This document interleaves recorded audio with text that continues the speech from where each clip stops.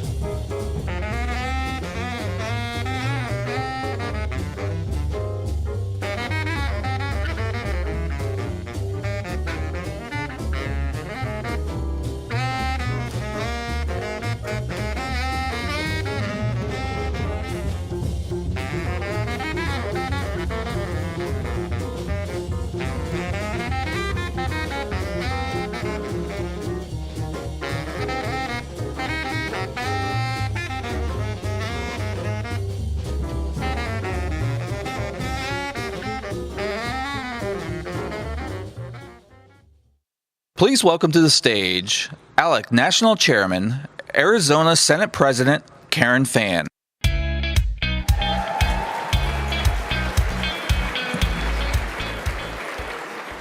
Good morning and welcome everyone to the 49th annual meeting of the American Legislative Exchange Council. Would you all please, those that are able, would you all please stand and join me with the Pledge of Allegiance, the anthem, and the prayer.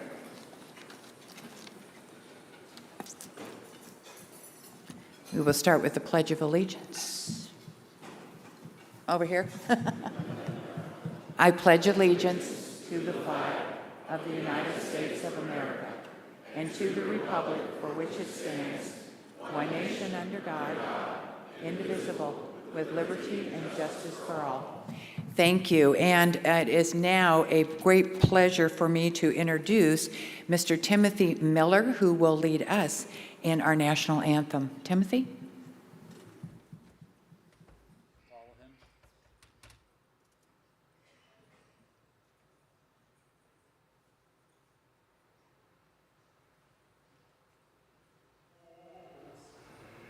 And you see by the dawn's early light what so proudly we hailed at the twilight's last gleaming, whose broad stripes and bright stars through the perilous fight o'er the ramparts we watched were so gallantly streaming.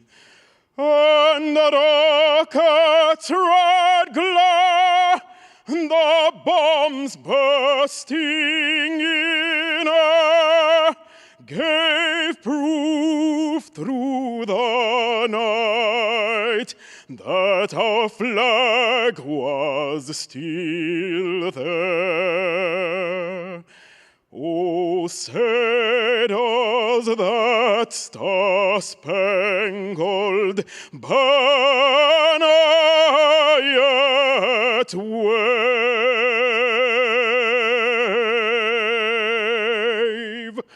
o'er the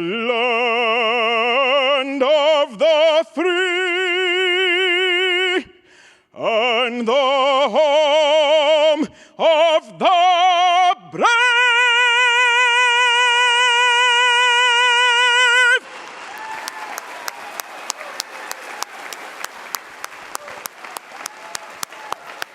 Wow, that was great.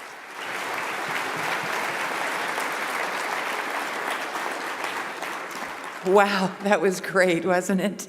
Amazing. That really gets you every time.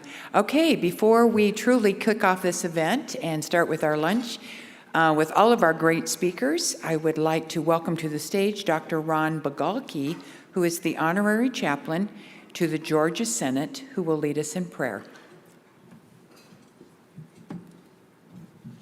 Thank you very much, and good morning, good afternoon to you all. Have you ever tried to explain American football to people from another country? You know, sometimes for people who've never played it or watched it, it can be very confusing, difficult to understand. A friend said to me, "I'd really like to play football, tell me about it." Well, okay, there's a leather ball, there's a field, 100 yards long, 53.5 yards wide, white marks all over it. All you have to do is run with the ball, one end of the field to the other. Well, several weeks later, I saw my friend.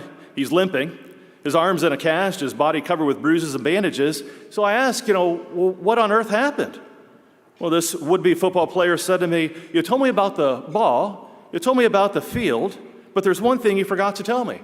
You didn't tell me about the 11 guerrillas who would be trying to stop me." Friends, we are in a spiritual battle. Paul recognized this in 1 Corinthians chapter 16. In verse 9, he said, "A great door for effective work has opened to me, and there are many adversaries." Doesn't that seem to be a law in pursuing the eternal purposes and will of God, that opposition always accompanies spiritual opportunity? A great door and many adversaries seem to go together. Now that's important for us to remember, because it may explain some of the challenges you have or are experiencing. If God is using you, the devil's going to be fighting you. The powerful preacher Charles Spurgeon said, "The surest sign of God's will and God's power is the devil's growl." Have you been taking some major hits lately and asking, what's wrong? The answer might be nothing's wrong, something's very right, and that's why your enemy is trying to slow you, trying to discourage you or distract you. You could be asking, why now when there's an open door? And God might answer, because this is an open door. If you decide to fight, You must be prepared to fight. Your enemy will resist you, but because of Jesus' work on the cross, he's a defeated enemy. So let me pray for you. Lord God, I thank you for the open doors, the great opportunities you've brought into the lives of our leaders. For them, I pray for the protection available from you and those you love. Help them not to grow weary in doing good, remembering that serving you is much like football. As soon as they start gaining ground spiritually, the other side comes after them. And when they charge, so do the opposing forces. So help them to be aware and prepared for that. Lord God, thank you for your abiding presence that gives your people the confidence to be strong and courageous. And in this present time of challenge and uncertainty, help your people to trust in you and your precepts, your presence, your promises and plan. Father, help our leaders to be like Joshua, strong and courageous. Grant the ability to lead with virtue and wisdom. Grant the strength of your might and wisdom. Help our leaders not to be swayed by powerful interests to avert what is just and righteous before you. But Lord God, would you empower our leaders to make decisions that will be beneficial to all in this great state. Let them know the all-surpassing greatness of your power towards us who believe. And thank you, Lord, for being able to call upon you in the matchless name of the Lord Jesus Christ, in whose name I pray. We do pray your blessing upon this meal. Amen. Thank you. You may be seated. And thank you to Dr. Bagalki for that wonderful words of wisdom. We appreciate it. Everyone, please enjoy your lunches, and we'll be back soon.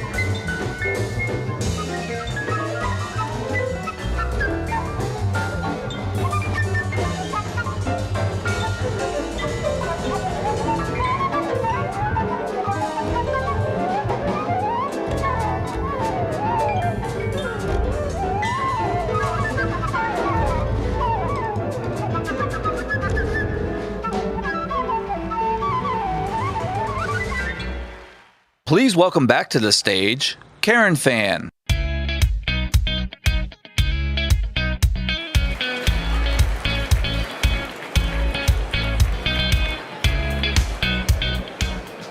Thank you, everyone. We hope you're enjoying your lunch, and while you're finishing up that and enjoying your dessert and coffee or whatever else you might want going on, we'll go ahead and get the program started. Once again, thank you all for being here. It is my pleasure to welcome you to Atlanta and to see so many of my old friends and our new friends. Before we get started, I'd like to take a quick second to thank all of the hotel staff who have been so helpful and courteous to all during the meeting and the attendees.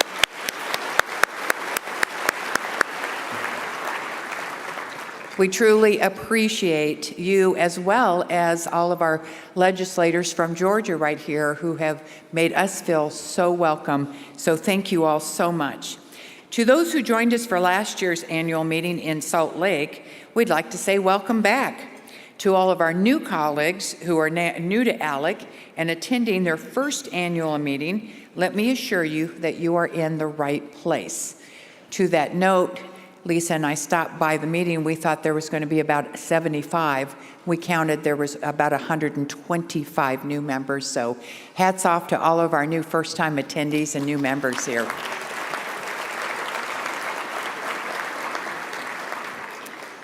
ALEC is the place where states and local leaders come to find solution to America's most pressing issues.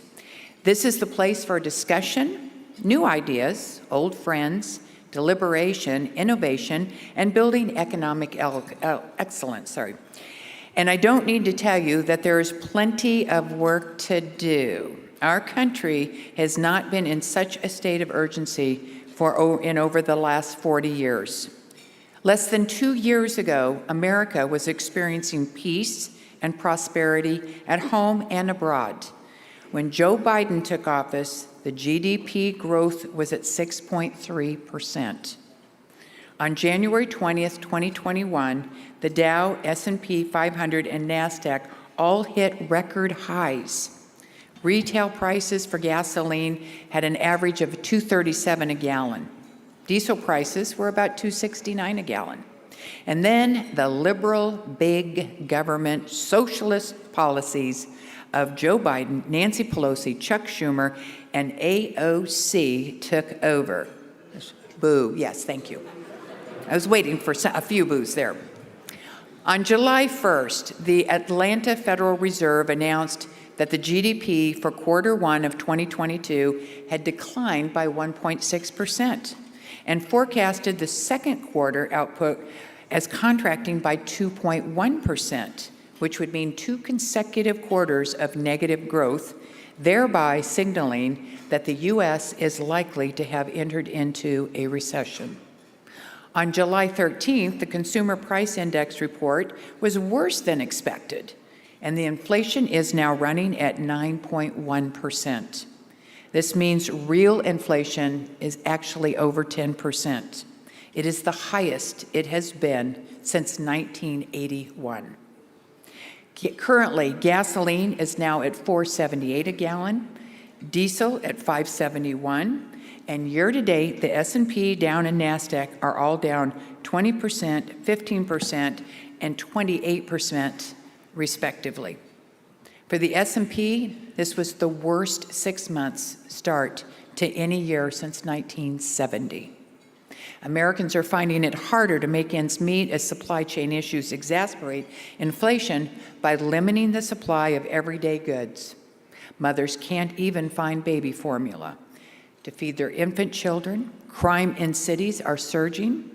Children can no longer walk home from school without having to navigate drug users on the streets. And even woke businesses such as Starbucks are shutting down urban stores due to local crime. Russia and China no longer fear the U.S. and feel at liberty to act with impunity. Tensions in the South China Sea are escalating, and as you will hear from Jimmy Lai during tonight's screening of The Hong Konger, communism is on the march. Elections indeed have consequences. If anybody wants to talk about an audit later, I got all the tips on that one, guys, okay? However, there is reason for optimism, thanks in large part to the liberty-minded originalists on our Supreme Court. They despite death threats, thank you. They are receiving death threats from leftist activists and intimidation from professors at Harvard Law School. Power is returning to the states, thanks to them. There has been a resurgence of federalism from our voters and a renewed awareness of the important work that's happening at the state level now. That means it's ALEC's time to shine. And because you're in this room, we know that you're here to answer that call. And you're in the right place. This week, you, state legislators, will all be able to interact with state treasurers, local and county officials. Former Speaker of the House, Newt Gingrich, will speak to us on how to build the new American majority. We appreciate you all being here, and if you will now please watch this very short video from Georgia's only First Lady, Marty Kemp. Hello, I'm First Lady Marty Kemp. Thank you for inviting me to discuss an important issue today, human trafficking. Human trafficking is a horrible practice in which traffickers coerce their victims into the sex or labor trade through threats and manipulation. To help end human trafficking in Georgia, we created the Grace Commission to bring together experts and find new ways to support survivors and bring criminals to justice. We passed bipartisan legislation affording new rights to survivors, cracking down on criminals, and empowering state and local law enforcement. The best thing you can do to end this evil industry is know the signs of trafficking and who to contact if you see them. Free human trafficking awareness training is available at doas.ga.gov, and you can call the 24-hour hotline at 1-866-363-4842 to report and get assistance with a potential trafficking situation. Thank you for your time and concern, and God bless.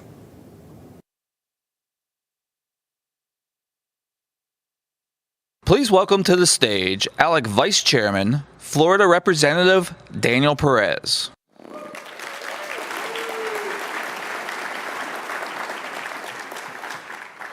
Well, once again, thank you for being here today with us. And I wanted to say a special thank you to President Fan for all that you've done for ALEC, but more importantly, what you've done for the conservative movement, leading the charge in Arizona, which we know is a tough territory. Well, as you guys may remember, this is the second year in a row that I've had the honor of introducing the opening speaker at the ALEC annual meeting. Last year, for those of you that were able to make it, we were in Salt Lake City, in the home of President Adams, my dear friend. And we were able to introduce Governor Ron DeSantis, who officially, by the Florida delegation today, over some cheesecake, we announced that he is America's governor.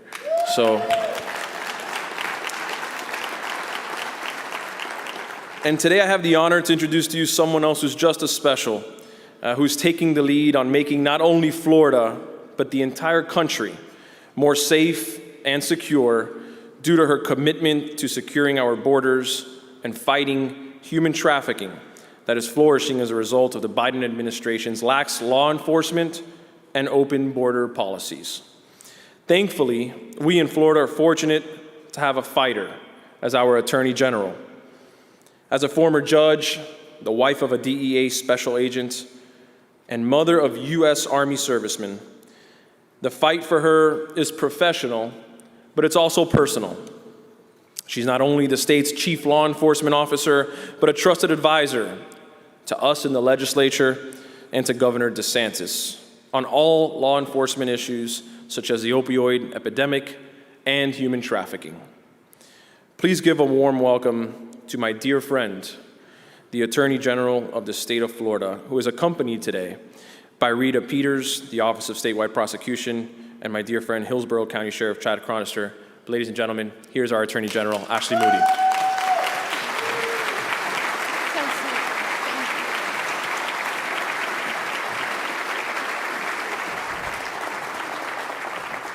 Well, this is such an honor and a treat to be invited as such esteemed members from across our nation. Thank you for inviting us. We're excited to be here.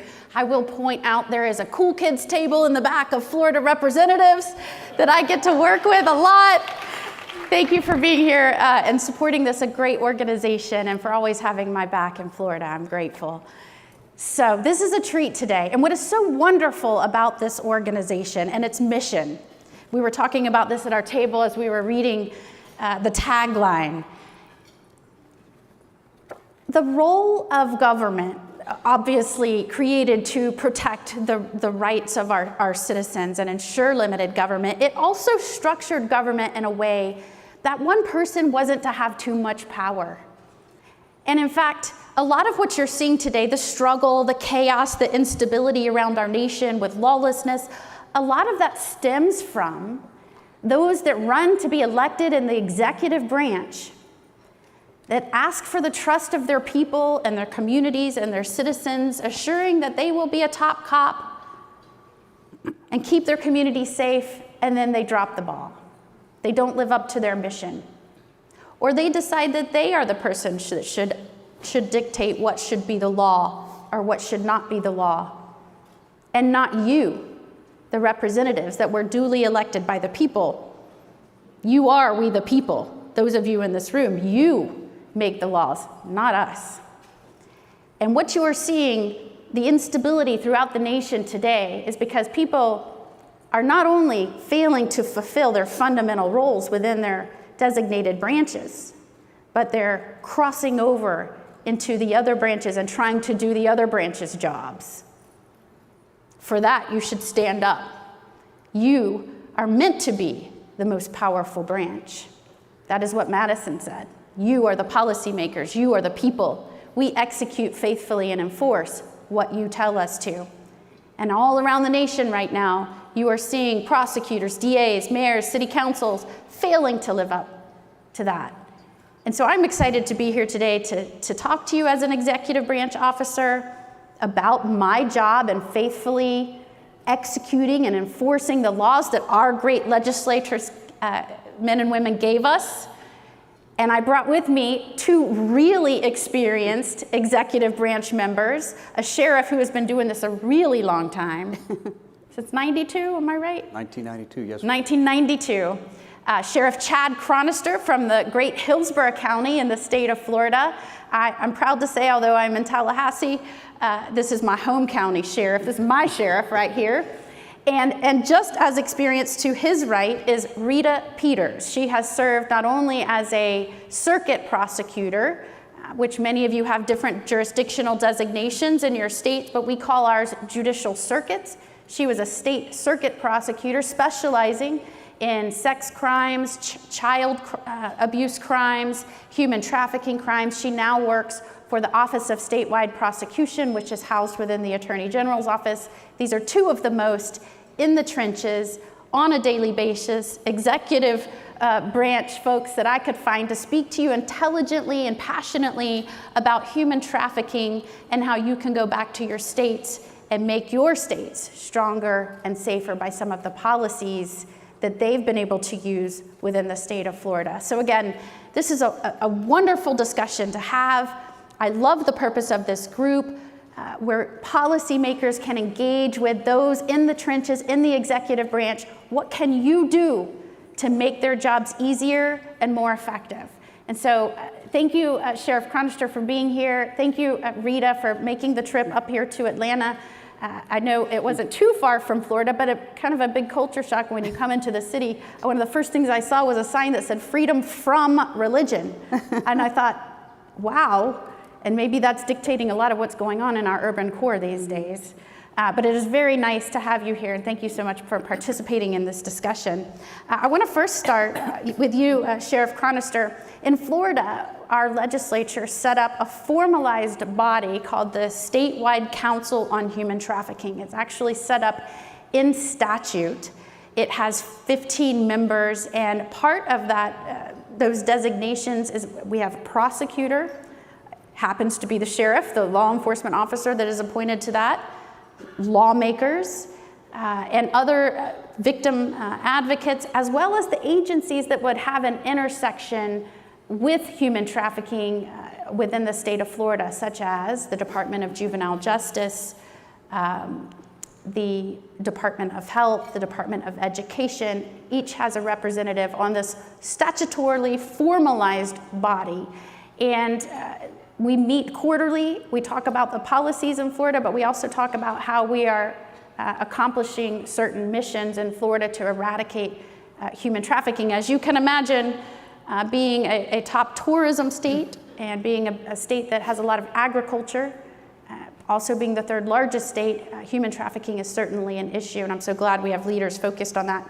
But if you could tell the group a little bit about how that council works and facilitates the discussion amongst executive branch and policymakers, I think that would be helpful to this group. Yeah, and I've seen the growth the last couple of years that you've appointed me on this council, how well everyone works together, because when you think about human trafficking, you talk about law enforcement, you think it's all about the enforcement. Well, there's so much more to it. Yes, you have to get these heinous criminals, and yes, you're rescuing women and young boys, young women and young boys. But I think what I found most productive is we created a handbook. Create a handbook, because not agencies are created equal. And what I mean by that, you have some small, some large, budgets are different. How do you come up with a handbook that will help be that informative tool to help them, instruct them on how to investigate cases? How about public awareness material that you've been a big part of, and that public awareness material on not just law enforcement, but if it's an Uber driver, truck driver, hotel worker, or someone that's working at the airport, anybody to be able to identify someone who may be suffering as a victim of human trafficking. So that educational component, that awareness component, working on those components, along with the instructional component, and then you go into the prosecutorial component on how to hold these criminals accountable for their actions. So that's what I found rewarding, and how this group comes together, from your legislators down to non-government agencies. How do you partner with these individuals? The biggest obstacle law enforcement faces is getting a victim to trust law enforcement. As dysfunctional as the relationship might be with the trafficker, they're the one that they can depend on to get the drug that they're probably addicted to, the shelter, clothing. Again, as dysfunctional as it is, this is a person they can trust. Why take that leap of faith and trust law enforcement? So these non-government agencies that we've been partnering with are a huge asset. I call our secret weapon. When they come in, some of these are women who've been trafficked before, and they come in and they interview the woman. They interview sometimes these young children, and they can get that trust. They can overcome some of that obstacle that we can't, and that ensures a successful prosecution. That truly is this multi-pronged approach to eradicating human trafficking. And it's interesting that you touched about the different issues that you have to focus on in whatever branch you're in, and understand if you broke this down by attacking the problem within your state. I think what we have found, if you look at the three core areas that you can do, the first is education and awareness. And we really are seeing states step up. People are talking about human trafficking more now, understanding that it's happening, right in your own city, right in your own backyard. You're talking about the signals of human trafficking, such as branding or hesitancy to talk without the approval of someone else. There are certain things that you can look for. We started a website, youcanstopht.com. But the first is just letting the community know what to look for and how to report it. So if you take that you could couch that into education and awareness. The second is enforcement.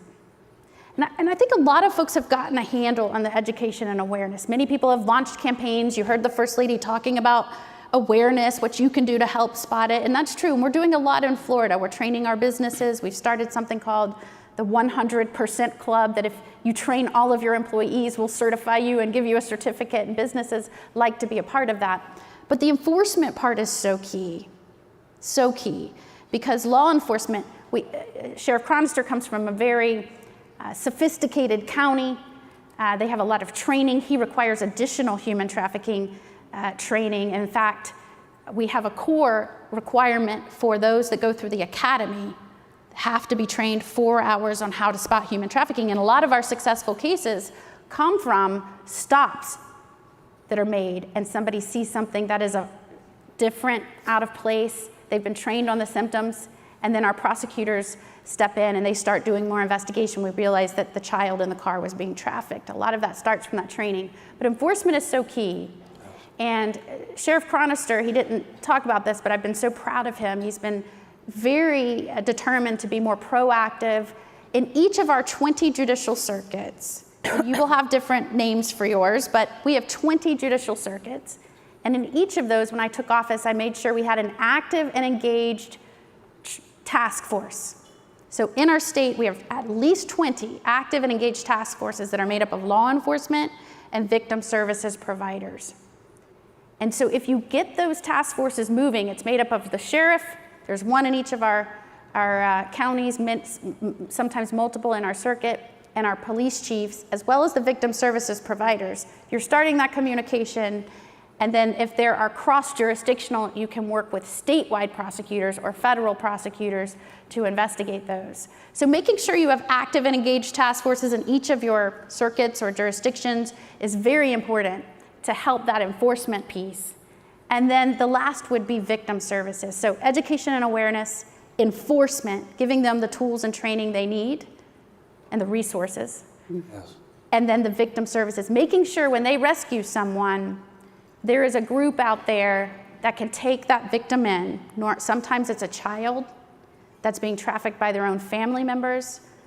Sometimes it's a female that has known nothing but working for a trafficker and has no job and no place to start.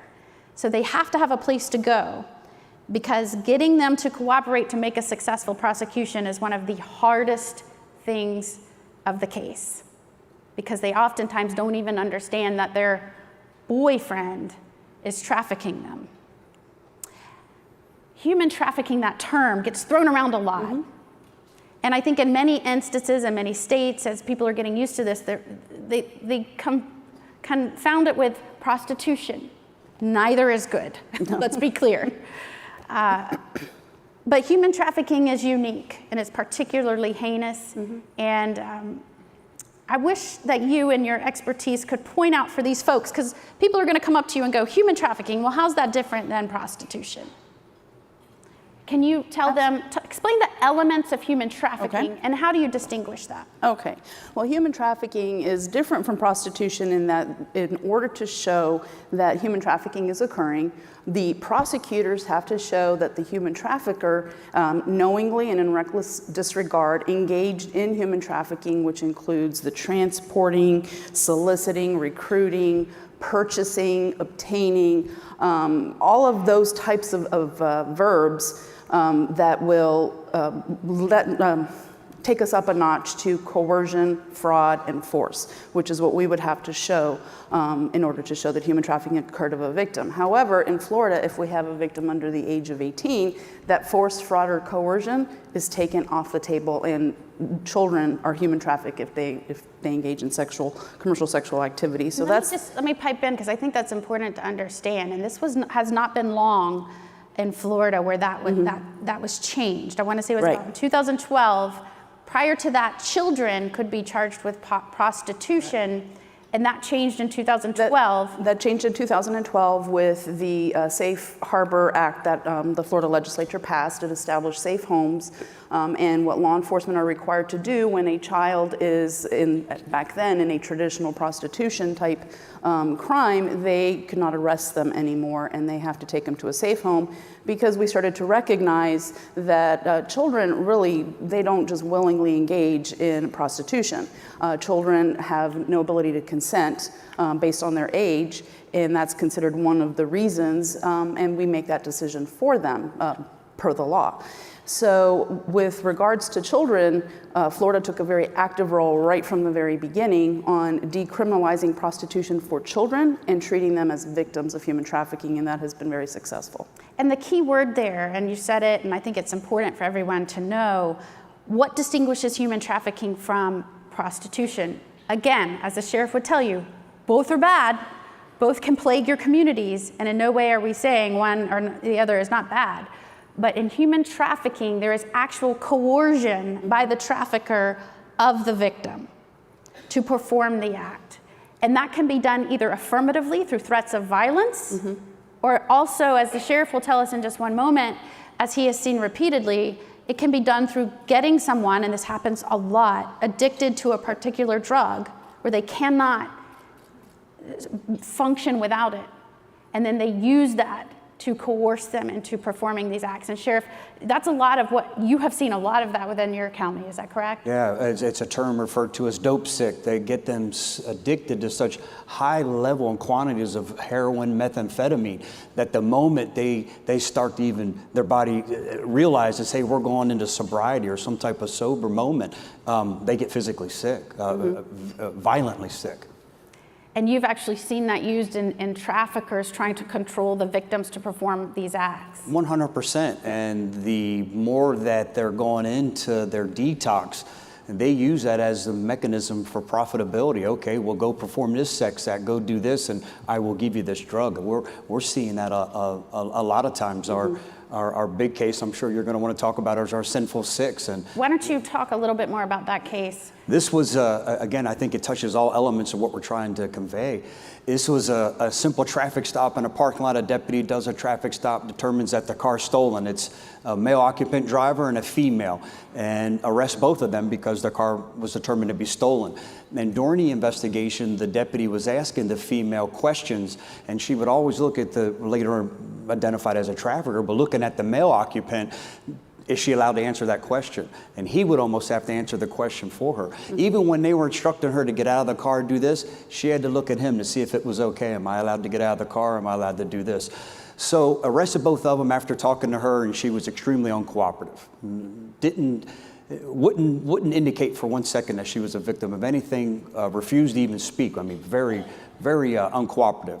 The deputy realizes something's not right here. Again, luckily based on his training, hey, the bells and whistles are going off here. He tells his supervisor, who contacts a detective the next morning. Detective goes down to the jail and asks her to come to a certain room and goes in and talk to her. And by simply talking to her, realizes that she is a victim of human trafficking. Through that and being able to get information from her, she was part of an organized crime ring that we know was larger, but we were at least able to prosecute 6 individuals, and they were sinful 6 individuals that were trafficking multiple women. We were able to rescue 5 women, her and 4 other women, get them the services that they need. And the traffickers all got some really nice prison time, so they're bye-bye where they can't victimize anyone anymore. But the reason I love talking about this case, because it talks about everything, how you go from a deputy who on a simple stop was able to identify something wrong, lead into a detective who had some additional training, who knew how to develop the case and build that strong case to take it to a prosecutor and able to get successful prosecution on racketeering. All 6 of them went away for some serious charges. So, and almost have every element, including, we talk about all the time, the most important, equally as important as the victim, and getting the resources to the victims who need it the most to help with that drug recovery, housing, counseling services. And I'll be quick, but I have to tell you a funny story. I go to Tampa General Hospital. I'm going to visit a child, a young boy who we rescued from a fire. And I'm pulling up to the front of the hospital, and someone working in valet comes up and asks me if she could give me a hug. And I said, well, of course, sure, of course you can have a hug. And she latches on to me and she starts crying, getting emotional. I'll get emotional talking about it. And starts getting emotional. And after she can compose and gather herself, I said, I'm sorry, have I met you before? And she goes, I want you to know your officer saved my life. And I'm like, what are you talking about? She goes, I don't know if you remember such and such case. She goes, I was one of the individuals who was being trafficked. I was one of the women who was being trafficked. She goes, life's hard out here. I'm hustling. I'm trying to make $1. She goes, but I'm clean, I'm sober, I'm gainfully employed, I'm being a productive member of society, all because of what you and your department did.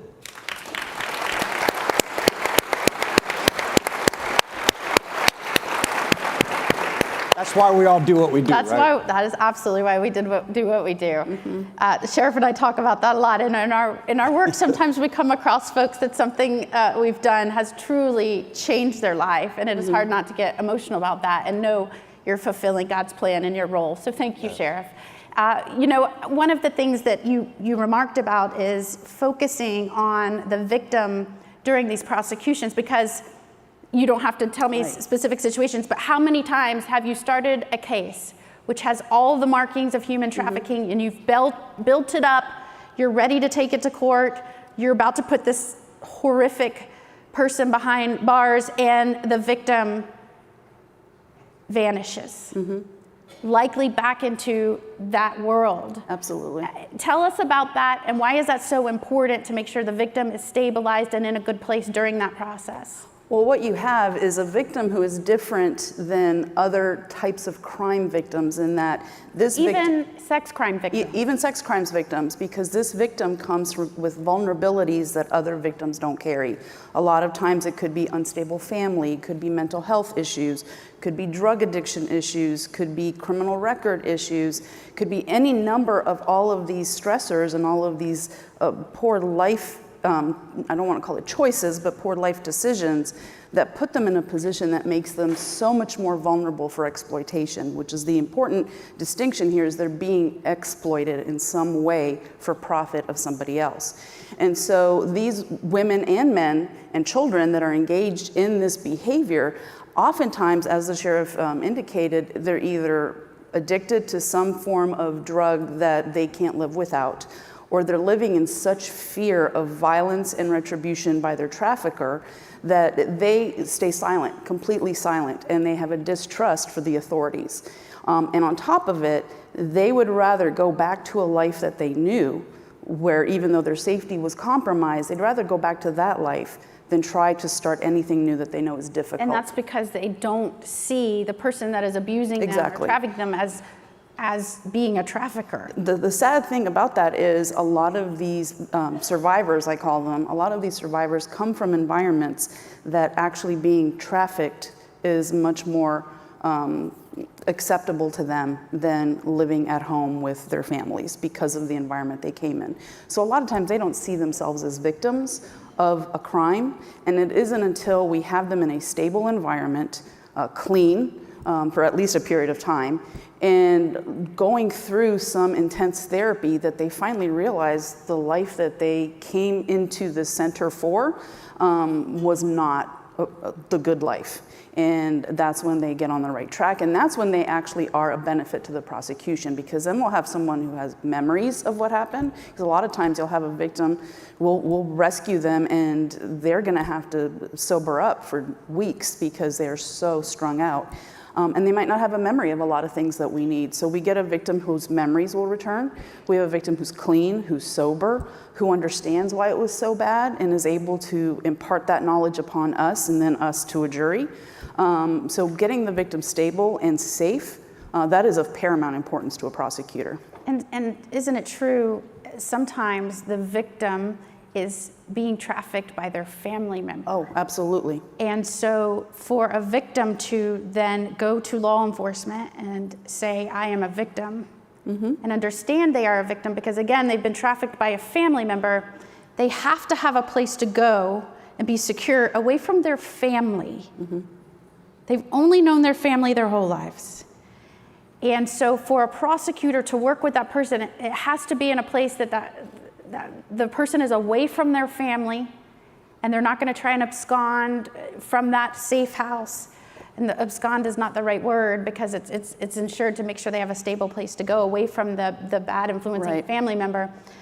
But I think the important, and I can hear in your voice, you're so compassionate because you've worked one-on-one with these victims, and I hear that in your voice. But I think what it's important to policymakers to remember, it is wonderful that we are able to rescue these folks and help them get on the right track, maybe train them in a trade through some of these victim services groups. But it's also important to remember, just as it is good to do that, and we are compassionate and we want to do that, it is also equally important to remember that is absolutely essential to successful prosecutions of these criminals.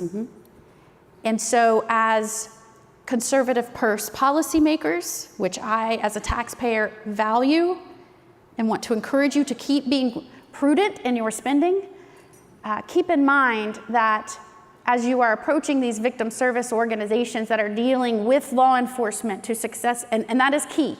You want those that are effectively engaging and working with law enforcement and can come in and help throughout the process.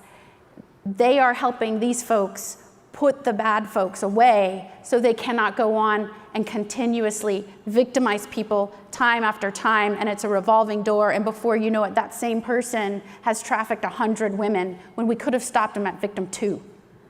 So it's so very important, and I appreciate that. Now in Florida, we've just recognized the importance of safeguarding and respecting that the victim and what they're going through, removing themselves, whether it's a family member that's trafficking them, whether it's a boyfriend that has gotten them addicted to drugs.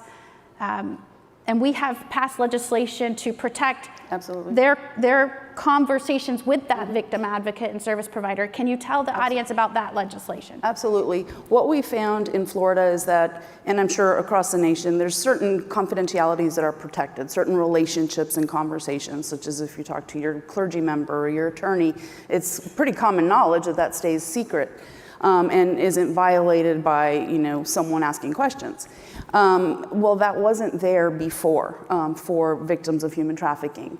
And so what the legislature did is they closed that gap, recognizing that what's crucial in healing for these victims and getting them stable, because as prosecutors, that's what we want, is a stable victim, is that they feel safe in the system, because there's a major distrust right now when they get rescued. There's a major distrust of the people that took them out of what they perceive to be a stable environment. And so now when they're starting to go through the therapy and they're starting to go through the legal process and they're starting the healing and they have someone they can talk to, in the past, those people were subpoenaed for deposition or for trial. Now that's not going to happen because of the confidentiality that the legislature built in to, for victims of human trafficking, that they now have confidential provisions for that conversation. And that's just going to go a long way in healing for these victims. They know that what they tell these victim advocates is really for the purposes of their benefit of getting better, the component of the psychological healing. And so that's a recent change, and it's so beneficial to the victims.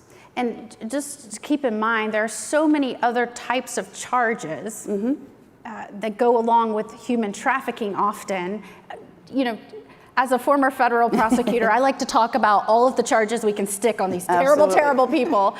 Can you tell them about some of the other charges that go along with that? Well, before I do that, with prosecution, one of the crucial roles is you have to speak with your other fellow prosecutors. Like, for example, I have open dialogues with our federal counterparts and our local counterparts, and we all have kind of agreements on which cases go to which agency so that there's no stepping over anybody and there's no confusion for our law enforcement officers. They know exactly who to call and when. But with that as a backdrop, the underlying thing is we all say who can get the most bang for the buck. That's kind of what we all say. Now, in our state, some crimes that we add on to the charges of human trafficking, we have a racketeering, we have conspiracy, which usually go hand in hand with our human trafficking, because generally more than one trafficker. There's kind of a host of people that assist that trafficker in victimizing multiple survivors.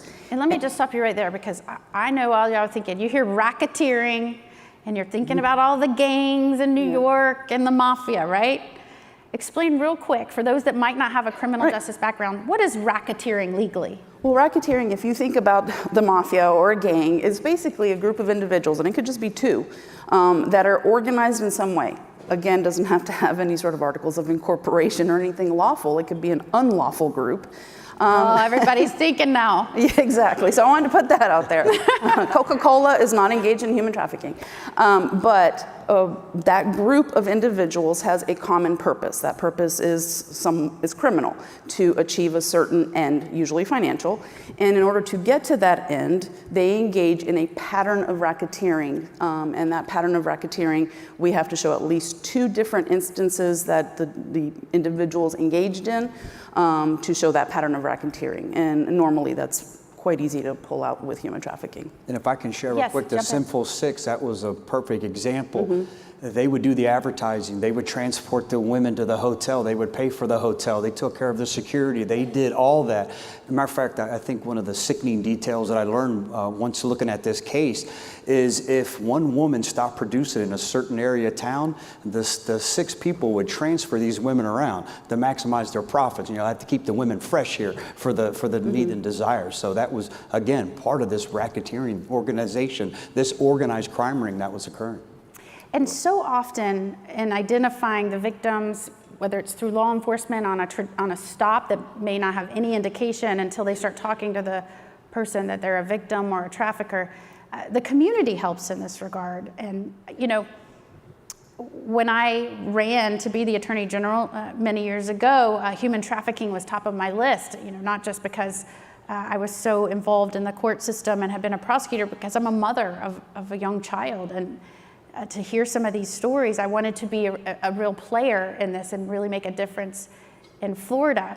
And I knew educating the public was going to be important, and having non-traditional partners that actually might be in a place to see something happening and report it just because of their profession. Right.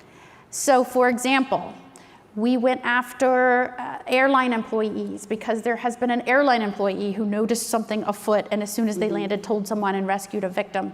We started a Truckers Against Trafficking and a Highway Heroes program where we've trained so many commercial driving truck drivers on what to spot because a truck driver noticed something afoot at a truck stop and reported it, and a victim was rescued.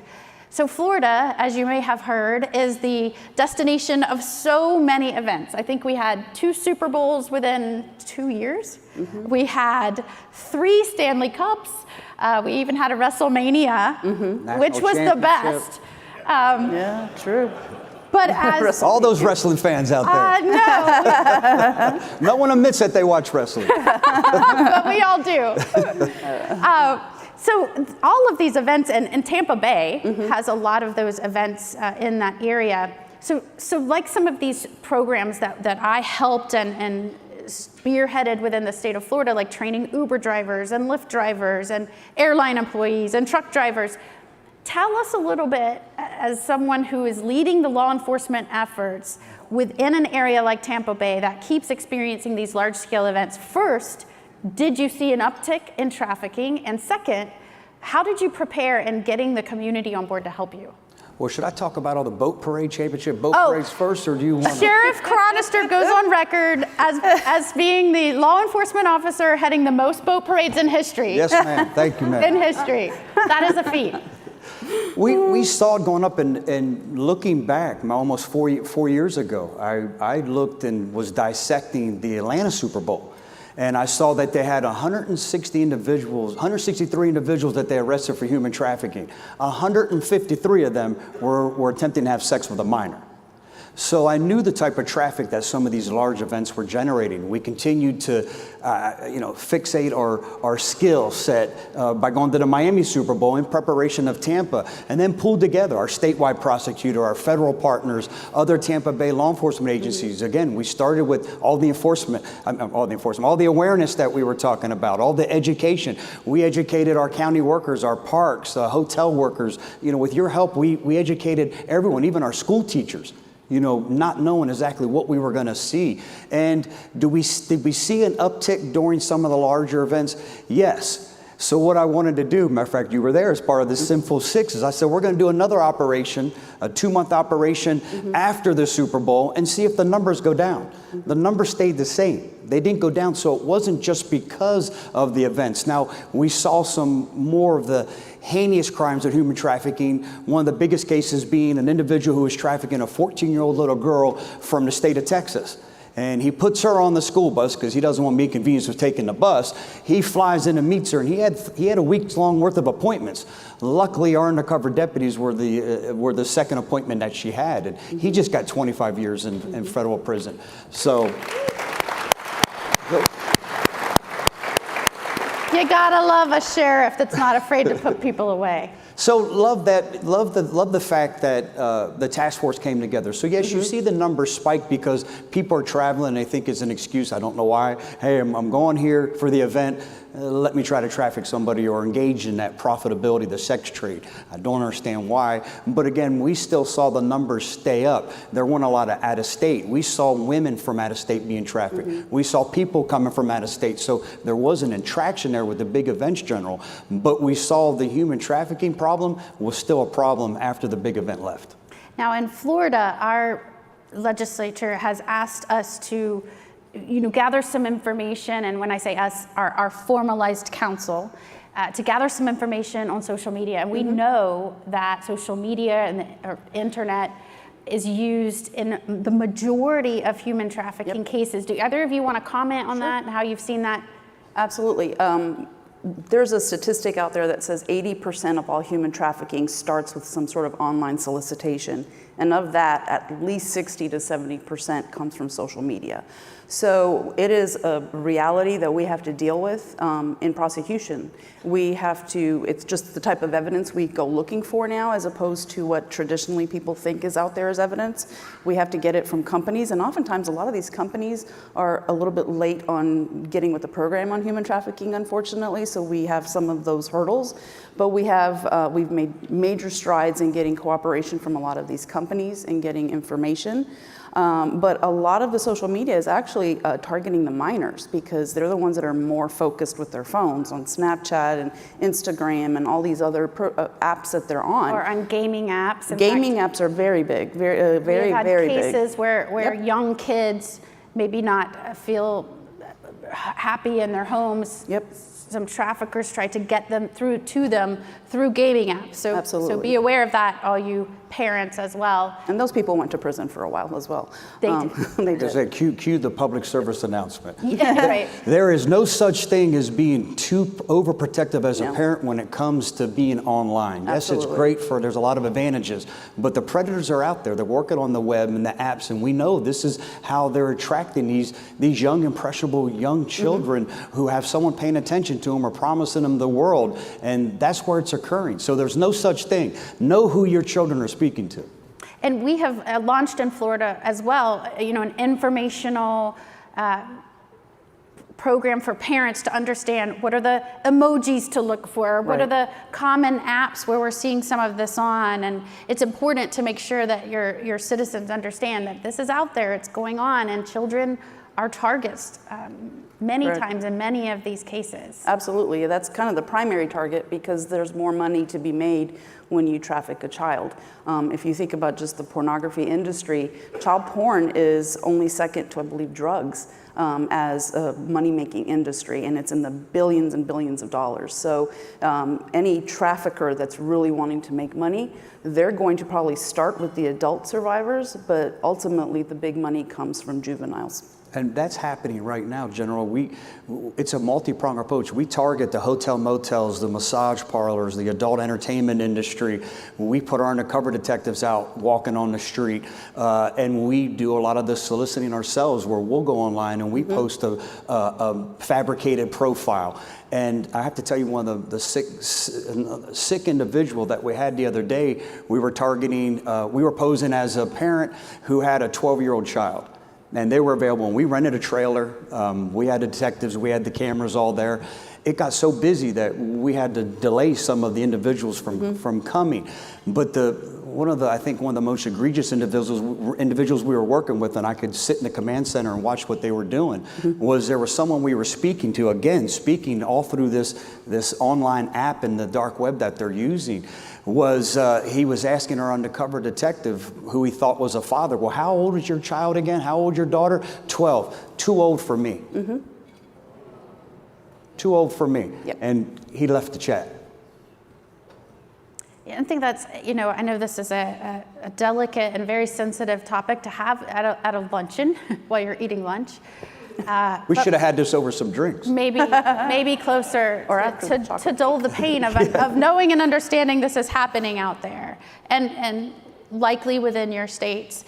But so very important, I thought, for you to hear from these folks that are dealing with this every single day, so you can hear the types of cases, the challenges, maybe the nuances that we've experienced within Florida law and the changes that we have made to make it easier for law enforcement to do their jobs, to go after these predators, for the prosecutors to take the baton from law enforcement and then successfully take it to conclusion. And I think really what's important to take away from this is it's defensive efforts when you're seeing maybe a victim or noticing someone who may be trafficking someone, you're reactionary, but also it's proactive because we have law enforcement officers that have been trained.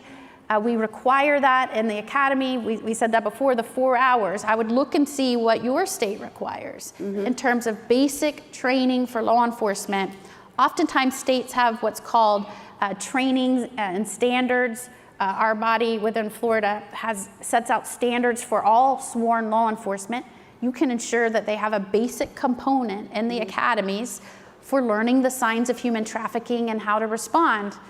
But as they get more experience, as the deputies and the prosecutors become more experienced in these cases, they can be proactive and start going out and luring these people out of the dark recesses where they like to hide and bring them up to the surface where we can go after them and make sure they can't harm any more children or any more victims. Those proactive efforts are so important. And I will also say, Sheriff, I'm so grateful you do this. You actually train, and we said this before, I think, your officers more in human trafficking and consistently. Every year, General, at their annual in-service training, they'll get the high liability areas, de-escalation, mental health, and human trafficking is right in there. Matter of fact, this sounds arrogant as can be, and I don't mean it to be, one of the few agencies that has a human trafficking squad. That's with 2 supervisors and a group of detectives that, again, focus from online to being more proactive, again, to deter people who want to come to Tampa, Florida and traffic anybody. The other thing that we do as prosecutors is the Florida Prosecuting Attorneys Association. That's basically our organization that kind of corrals all the prosecutors within the state.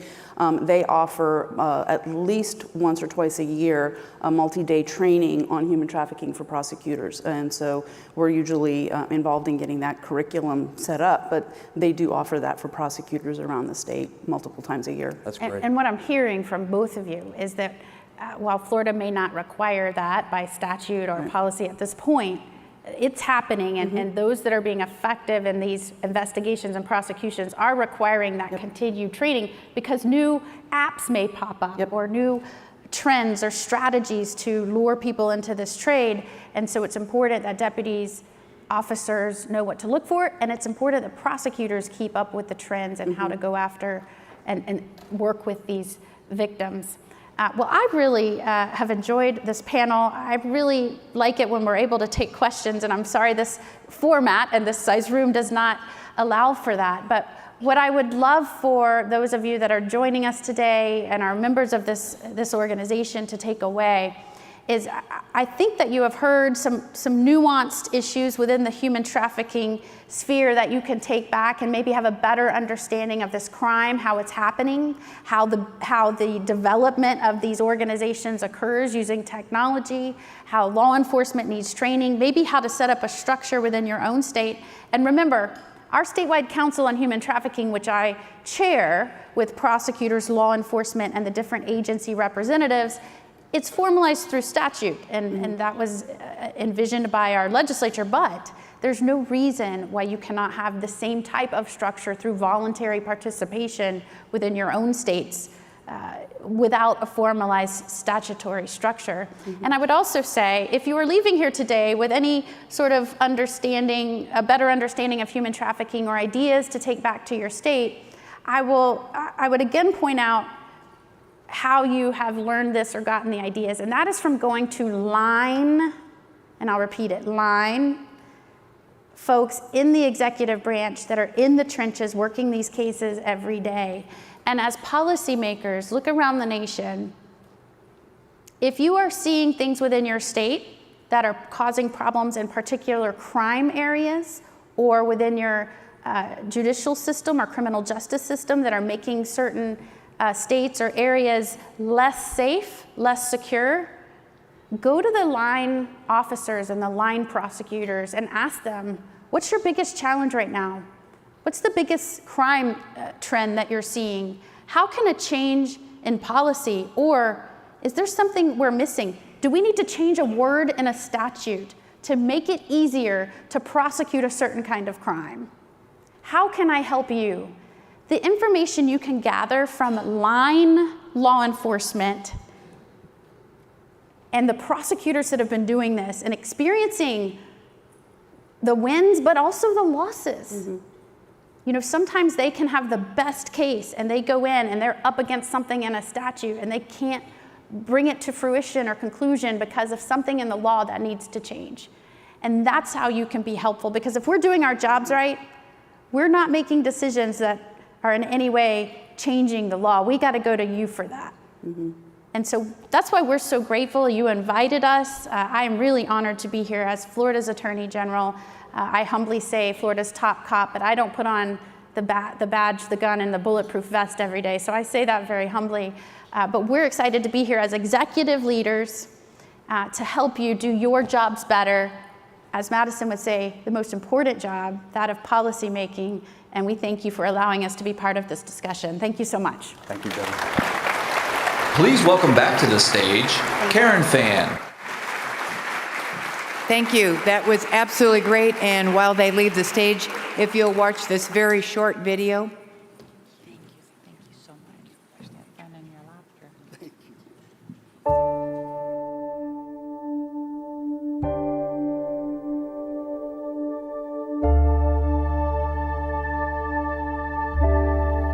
Human trafficking is different from other crimes because victims don't come forward. A lot of times they don't even know that they're victims. Unfortunately, Florida has the dubious distinction of having the third most phone calls to the human trafficking hotline in America. That makes Florida the third worst state in the nation for human trafficking, right behind Texas and California. It really is taking advantage of the vulnerabilities of someone for a commercial purpose. That's what trafficking is. It's a hidden crime. You know, a lot of people don't see it, and they don't understand how to recognize it if they do see it. What we can do is make it difficult for people to traffic by educating. Whether it be the law enforcement community, whether it be in the judiciary, whether it be in the legislation, whether it be in the general public, in the business community, the civic, the faith-based. It's so important for all of us to get engaged, learn the signs, and know where to report potential human trafficking. We have a zero tolerance for human trafficking in Florida, for sex trafficking of women and children, for labor trafficking of the innocents.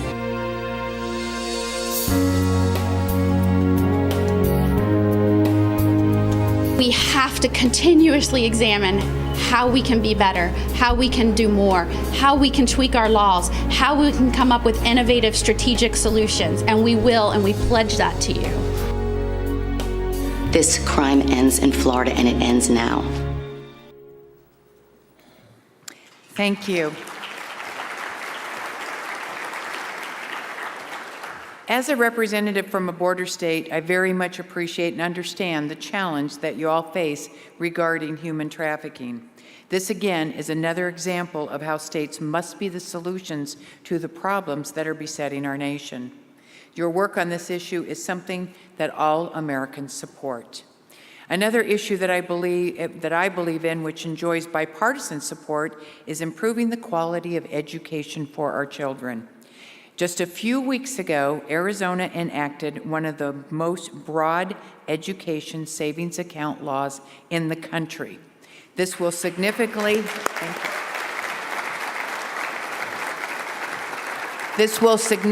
expand the ability of the dollars of parents to follow their student, giving them more choice as to which school they want to send their sons and daughters to. And while we will hear more on this issue from some of the state leaders on education reform this afternoon, I am pleased to introduce now to you one of the private sector members who is leading the way in education reform.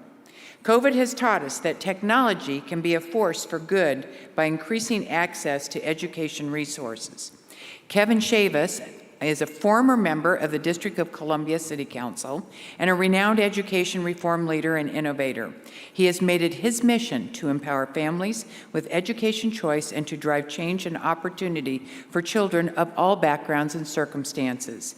Mr. Chavous is the president of Stride Learning, a technology-based education company and the nation's leading provider of proprietary curriculum and online school programs for students in pre-K through high school. In that role, Mr. Chavous oversees all of the services that the company provides to approximately 200,000 students nationwide. Please give a warm welcome to Mr. Kevin Chavous.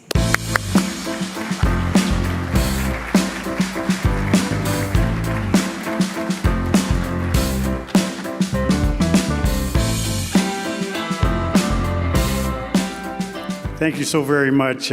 Please give another hand to Senator Fan and the work they're doing in Arizona on behalf of children.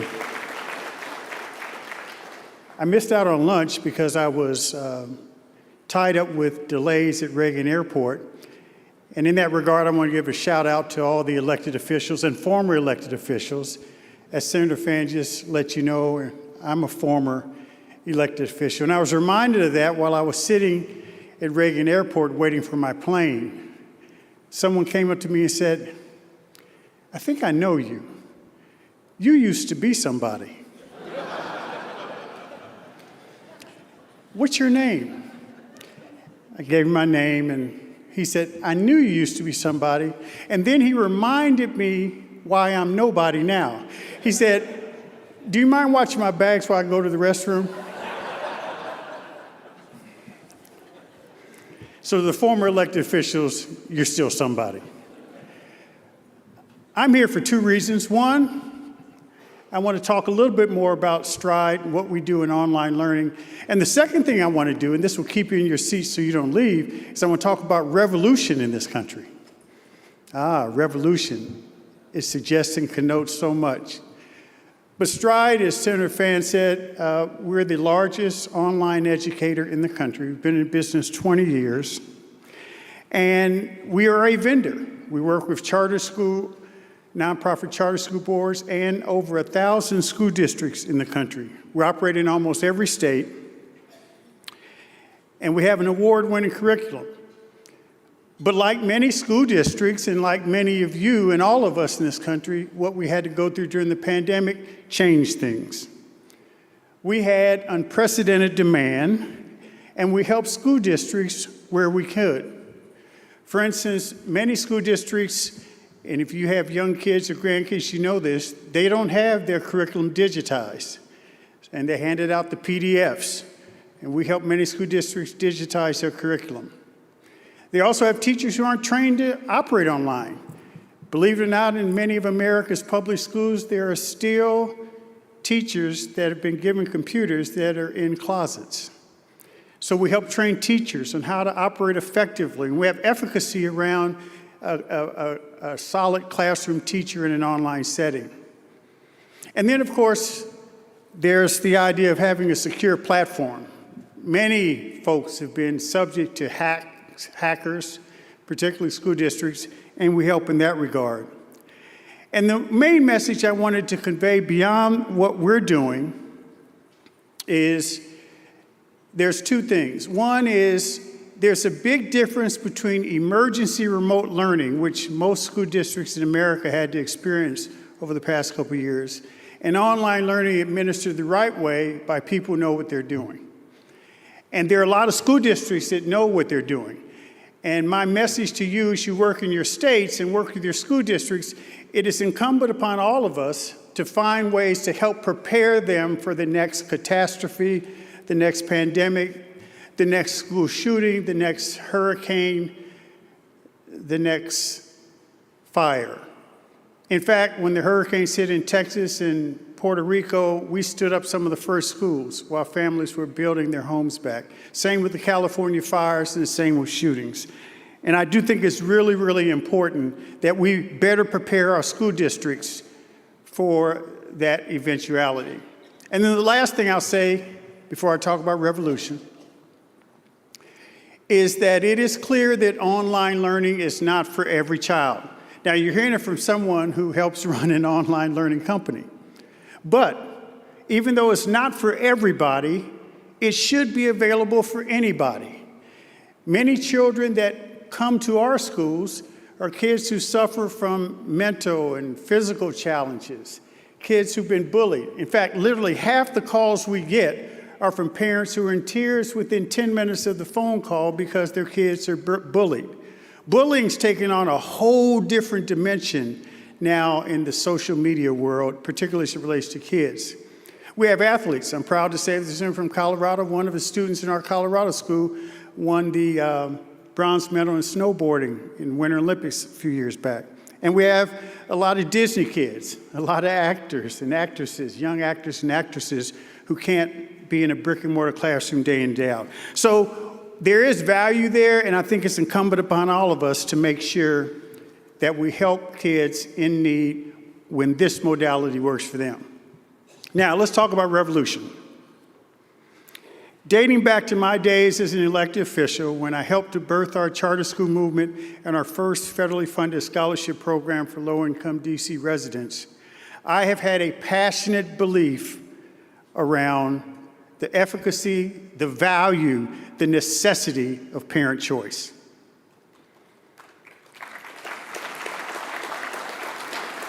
In fact, that has been my life's work. And I can tell you that we are facing, as you know, challenging times. We're in a period of transition, socially, culturally, politically. And some of the old concepts that were once tried and true are being challenged. They're being re-examined, redefined, and they're being changed. I'm going to pose a couple questions and do what speakers are not supposed to do. I'm not going to give you answers, but I'm going to pose a couple questions and to make the point. For instance, what does it mean to be a patriot these days? What do American values mean? What does democracy look like today? Oh, and by the way, I was so glad to hear Senator Fan talk about bipartisan support in Arizona, because what is consensus today? What does bipartisan mean? Some believe bipartisan should no longer be in Webster's dictionary. But one word that is enduring, that people from all walks of life, both sides of the aisle, respect, understand, and adhere to without question, is the notion of freedom. Freedom to choose, the power to have the freedom to choose, to pursue your own life's pursuits, and to make sure that no one gets in the way of your choices. This notion of freedom, no matter what definitions we place to some of those other items or areas, freedom is an essential human liberty. There is a revolution brewing when it comes to parents asserting the freedom and their right to speak on behalf of their children.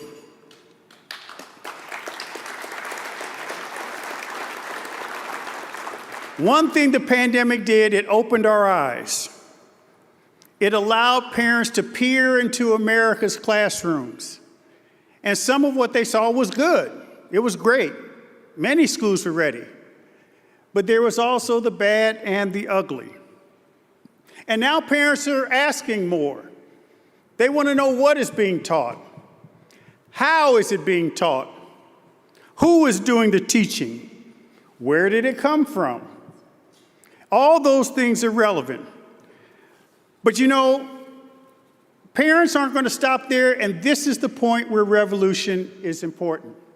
See, while a lot of people are focusing in on sex education or CRT, the real parent revolution is going to come when they start examining, and this is happening, what's going on in the classroom when it comes to the basics. School was created so that kids can learn how to read, write, count, and compete. And as Thomas Jefferson firmly believed, be contributing members and productive members of our democratic society so they could preserve those ideals. Right now, and it hasn't changed, 2/3 of America's high school graduates are neither career nor college ready. They are not proficient. The average American reads on between 7th and 8th grade level. And more of our high school graduates lack the depth associated with critical and analytical thinking. I have a podcast that I urge you to tune in, What I Want to Know. And recently I had Jason Riley, who's an editorial writer for the Wall Street Journal, on. And Jason and I had a really good conversation around this notion of reading and critical analytical thinking. And he said all these other issues are important, but unless and until schools go back to the basics, then it's all for naught. Because if you are uneducated and if you don't have the critical and analytical skills necessary to discern right from wrong, then you're more likely to be reflexive as opposed to reflective. And we're seeing that play out on the streets. So most parents are about pressing the system to do better. So I'll end with this. There are a couple suggestions I would urge you to consider as you move into legislative sessions in your states that will help fuel this needed revolution, but also, frankly, no matter what your definitions are about democracy and patriotism, it will be patriotic in helping America. One is meet parents where they are. We need to listen to them. I remember when I was in D.C. and we would interview superintendents, and I asked them about their plan, and almost every new superintendent back then would lay out all these academic plans, and then they'd have parent outreach at the very end. Parents are tired of that. They're not going to accept that anymore. So we all need to listen to parents and include them, and not just a 2 to 3 minutes speaking time at a school board meeting. Second, we need to pay attention to the reading, writing, math, and career learning. The data shows that parents are looking for schools to produce a finished product, not the 2/3 who aren't ready for career or college, but we need to flip that. We need 2/3, 3/4 that are ready for career and college, and they can read and compute at grade level.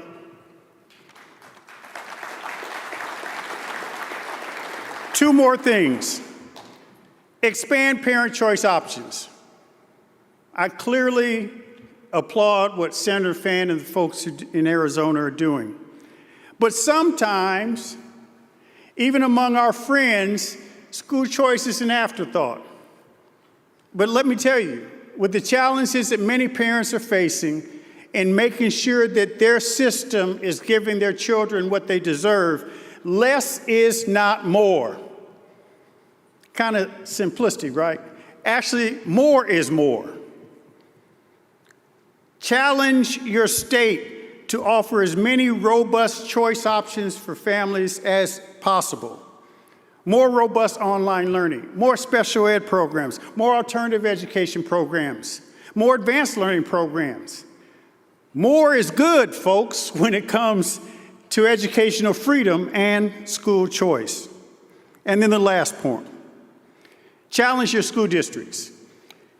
I was with several governors a few months ago, and they said, well, Kevin, how should we deal with our school district? Give us 1 or 2 suggestions. I said, well, let me give you one.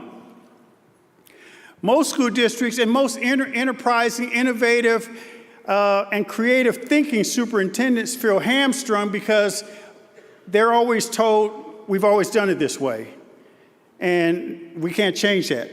So I would challenge each of you, if you interact with a school district leader, to say, okay, for this next school year, find one new innovative or creative thing that will help kids that you've never done before and put some resources behind it. And then conversely, find one thing that you've been doing for 20, 30 years and the data shows you don't have results or they're marginal results, stop doing it. Just one. And then measure it. And the next year, 2 on one side, 2 on the other. And the next year, 3 on one side, 3 on the other. The best way to force change is to really force change. And it's not just, we don't have enough resources to do what we're supposed to do. Because the old one-size-fits-all model does not work for all kids. And the only way to change it is to force innovation and creativity in the planning process year by year. The last thing I'll say is I appreciate ALEC inviting me to speak and share these thoughts. ALEC has always been supportive of this idea of parent choice and educational freedom. And I can tell you this, that the future of our country is not being played out in the headlines we see today. The future of our country indeed is in America's classrooms. Thank you all very much. Please welcome to the stage ALEC Chief Executive Officer Lisa B. Nelson. Well, thank you, Kevin. We really appreciate you and Strive. I have to say that Kevin Chavous and his team at Strive worked with us at ALEC to put together a reconciliation retreat down in Mississippi about 1.5 years ago, and it was absolutely wonderful. We brought legislators from all over the country, all walks of life, for 2 days of conversations, and we just really experienced a wonderful time. You know, one of the things that I love about ALEC is that we consider our pets to be part of the family. And if you see up there, the video in front of us is all the ALEC staff and their dogs. We love our ALEC dogs, from our mascot, Lucy, who you may see walking around the halls of the Hilton Hotel, to Marie Vulai's bulldog, and I don't know the name, but he was just recently in our office in Virginia. It reminds me that we want to make sure that we go and visit our Yappy Hour this afternoon after the plenary session right now in our vendor hall right across the way. Our next guest is the CEO of Best Friends Animal Society. Located in southern Utah and founded in 1984, Best Friends is an animal sanctuary dedicated to finding homes for unwanted pets. Best Friend advocates for the importance of a no-kill policy for pets and his animal shelters and as a means of controlling the pet population. Please welcome to the stage Julie Counsel, CEO of the Best Friends Animal Society.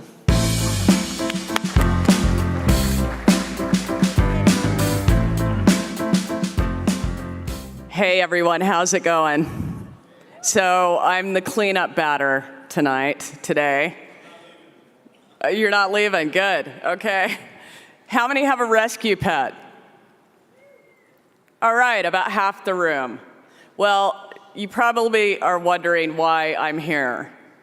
And before we get to that, I want to tell you my story. So I went to undergraduate school at Southern Utah University. I'd been accepted to the University of Virginia Law School. And my friends and I decided, look, we are going to take one last trip, one last hurrah before life gets really serious. So we packed up into my 1979 Dodge Colt. It was an old car even for then. I hope I don't look that old. And the car had a different color panel. Each panel was a different color because I'd been in so many accidents. So we drove down to Mexico, and we stayed there until we ran out of money. And we had saved just enough money to make the drive back for gas and a candy bar each. And on the way back, one of the friends that I was with said, hey, I really want to stop at this animal sanctuary in southern Utah. It's wedged between two really incredible national parks, and I think it would be worth our while to go see what they do. Plus, I'm sponsoring an animal there, and we were all like, no way. We're tired, hungry, let's just keep driving. Finally, we capitulated, agreed to stop, and I pulled into this magnificent place in southern Utah 27 years ago. And I remember thinking how profound the vision of the founders was, that they wanted to correct a societal ill that had been around for 150 years. And that was a systemic government system in the United States that started in New York City because of rabies. And the public was outraged because of rabies in New York, and they wanted the government to do something. So the government said, okay, we will. So they put a bounty on all these dogs. People would round up the dogs, they would take them to the East River and dunk them in the river, and that's how we disposed of our best friends 150 years ago. The public was outraged, and so government came back with building shelters all over the country, and guess what? The same ends are met by these animals decade after decade after decade. Except when our founders said, look, we want to talk about how to best save lives. And so I remember thinking, this is what I want to do for the rest of my life. And I had worked my entire life to go to law school. I'd interned for Senator Hatch, the Senate Republican Conference, super excited to go. And I was like, you know what? This is what I'm going to do. I called my dad and I said, I'm going to move to Kanab, Utah, and work on behalf of the animals. Back then, we were a hand-to-mouth organization, an $800,000 organization. Today, we are a $120 million organization. And we are committed to ending the killing of dogs and cats in America's shelters. And the reason why it's so important that I'm talking to you today is because a big part of us achieving that, when I started at Best Friends, 17 million animals were dying. And today that's down to 350,000. And the reason why policymakers are so important is because it's the policies that we have in our communities that are killing our best friends. Did you know that in some communities have laws against what kind of dog you can own? Cats die in shelters at a rate of 2 times more than dogs. And a lot of times that's because of local ordinances and policies. And so we are excited to partner with you to talk about how we can remove some of these barriers, how we can make things more efficient, how we can enter into public-private partnerships to save our best friends. And I really hope that you will take some time to come visit us at our Yappy Hour. Come and have a drink with us and talk to us about how we can help in your community, about how we can end this societal ill that's been going on for 150 years, because we are so close, but we need your help. So thank you, ALEC, for allowing us to be here. We are super grateful, and I'm looking forward to meeting all of you in the room. Thank you very much. Please welcome back to the stage, Karen Fan. Thank you, Julie. We appreciate that. Now, a couple of just closing announcements, if we will. Our ideas, innovations, and solutions have never been more relevant. I know that all of you who have joined us at our task force town hall today and got the first glimpse of the great policy issues being discussed this week all across the issues of the areas. If you weren't able to make it, be sure to grab any of the task force table cards around the events place to learn how you can get involved in new policy ideas. No one has a monopoly on good ideas, and be sure to bring those good ideas to our workshops, trainings, and fun things to come with this session. This brings us to the end of our main stage programming for the day, but there are still so many things for you to enjoy directly following this session. A Yappy Hour, as mentioned, in the exhibit hall, sponsored by Best Friends Animal Society. Workshops on pharmaceutical drug pricing, cryptocurrency, states and international trade, online platforms, workforce shortages, small businesses, and broadband deployment. First meeting of the American City Council Exchange. And if you have any questions about this afternoon, please check out the app and printed program, or seek out one of our ALEC staff members for more information. The Georgia Welcome Reception will be held tonight from 5 p.m. to 6:45 p.m. With the special guest, Georgia's Governor Brian Kemp and First Lady Marty Kemp at the Chick-fil-A Hall of Fame. Your buses will be leaving the front area, the front lobby, at 4:45, and we'll run shuttles until 7:30. Please don't forget to wear your college colors or your jerseys. Also this evening, for you moviegoers at 8 p.m., there's a special viewing and panel discussion of The Hong Konger at the ALEC Draft House. There are many stories that highlight the fragility and the value of freedom, but few that do so well as this story. The city, once known as a center for industries and a symbol of democracy, now serves as a reminder of how quickly freedoms can disappear. The Hong Konger tells the compelling stories of Jimmy Lai, a media entrepreneur from Hong Kong who gave up everything to fight for Hong Kong's freedom from Chinese rule. This film should serve as a reminder of the evils of communism and statism, and President Reagan's warning that Freeman is only just a generation from extinction. Also remember to please check out our exhibit halls and the ALEC Library in the Grand Ballroom. Everyone, thank you and have a great afternoon. We'll see you tonight.